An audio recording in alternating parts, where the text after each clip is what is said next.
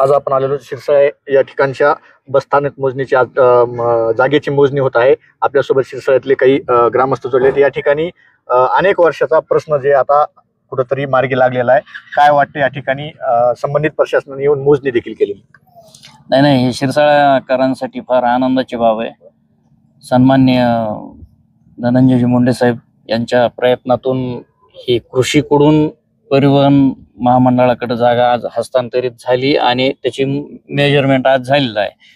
शिरसाळा आणि परिसर, शिरसाळाच प्रॉपर फार मोठं गाव झालेलं आहे आणि परिसरातले सगळे 40-45 खेड्याचे गाव जवळपास म्हणजे मोहापासून ते डिग्रस पर्यंत, इकडं पार पांगरी आणि इकडं जवळपास वांगी पाटी या दरम्यानचं पूर्ण जे विचार केला सर्कल, तर या ठिकाणी ये जा जवळपास इथली प्रवाही लोकसंख्या आणि इथली प्रॉपरची लोकसंख्या असा जर विचार केला तर इथं बसस्थानक होणं फार गरजेचं होतं। कारण इथं उभा राहून चौकात उभा राहणं, म्हणजे बसस्थानक नसल्यामुळे चौकात उभा राहणं वगैरे वगैरे, महिलांसाठीची अडचण ही सगळी दूर होणार आहे या निमित्तानं। फार फार अतिशय महत्वाचा विषय होता आणि तो दूर झालेला आहे शिरसाळकरांचा। एकंदरीत किती जागा त्यांनी मोजून दिलेली, काय माहिती याबद्दल? शिरसाळ्यात आज भूमापक अधिकारी येऊन त्यांनी आज 3 हेक्टर 51 अर्शीमत मोजणी केलेली आहे। त्यापैकी परिवहन मंडळाला 2 एकर किंवा 3 एकर अशी त्याला काही ठराविक शासन कलेक्टर साहेबांनी ठरविलेली आहे। म्हणून आज आमच्या गावाचे म्हणजे शिरसाळ्याचे भाग्य उजळलेले आहेत।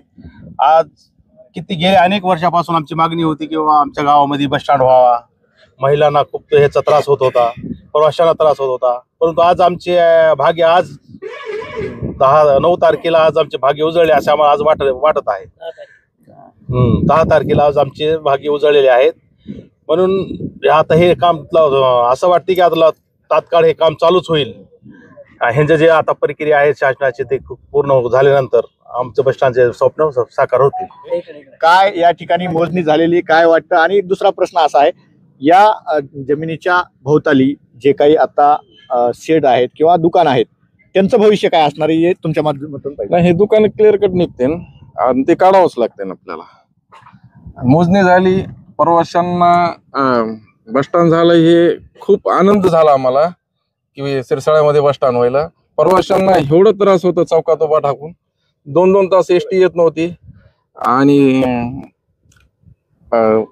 गेल्या कित्येक दिवसापासून ही तुमची मागणी होती। आज पाहायला गेलं तर दोन्ही बाजूला, रस्त्याच्या दोन्ही बाजूला जे आता त्या ठिकाणी व्यावसायिक बसलेले आहेत त्यांचे त्या ठिकाणी व्यवसाय सुद्धा आहेत, त्यांचा प्रश्न पुन्हा भविष्यात ग्रामपंचायत मार्फत काही सोडवला जाईल का? त्यांना कुठं स्थलांतरित करण्यात येईल का? पर्याय व्यवस्था बघूत ना, ग्रामपंचायत तर्फे जेवढी पर्याय व्यवस्था होईल तेवढी आम्ही करायचा प्रयत्न करू।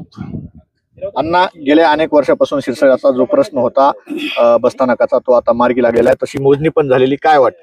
आता इथं एकंदरीत पंचक्रोशीत 50-60 गावाचा संपर्क रोजचा शिरसाळ्याला असते, त्याच्यामुळं आणि बस स्टँडला हे धनंजय मुंडे साहेबांमुळे जागेचा प्रश्न सुटल्यामुळं एकदम चांगलं काम झालेलं आहे। आता या ठिकाणी बसस्थानक होणार आहे का नुसता टच पॉईंट होणार, अशी काय अधिकृत माहिती तुम्हाला मिळालेली? बस स्टँडच होणार आहे, त्याचं बांधकाम होईल का? हा, बांधकाम होणार।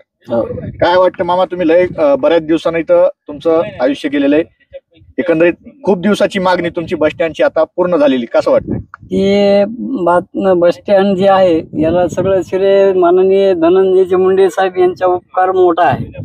शिरसाळा हा गाव जवळजवळ 35 ते 40 लोकसंख्या गावचा आहे आणि जवळजवळ 65 गाव आहेत या शिरसाळ्याखाली। त्या 65 गावच्या लोकांना येण्या जाण्यासाठी खूप आनंदाची गोष्ट आहे।